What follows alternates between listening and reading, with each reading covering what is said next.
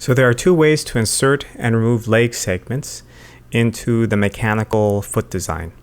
You'll notice I have my index finger directly behind the ball joint as I press inward from the side and then rotate the limb until it is oriented correctly. Removing it is simply a matter of tilting it outward like I did there. Now here's an alternative way to insert the joint. Simply make sure that the socket and the joint are properly aligned and put pressure using pliers. And then simply rotate it back up. Now in either case, make sure that when you're doing this that the ball and socket are properly aligned. If you try to press it in at any other location, you could risk breaking the socket or the joint itself.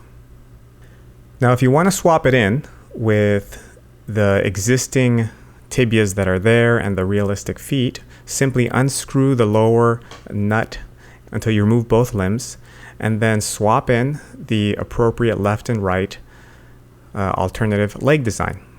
In this case, I'm inserting the digitigrade calf and foot.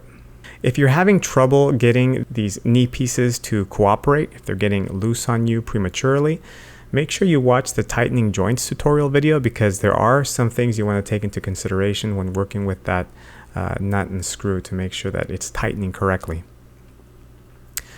Now, the cool thing about all of these pieces is that they're firm enough that you can stand the model on them, and this one in particular is interesting because he's standing on his toes.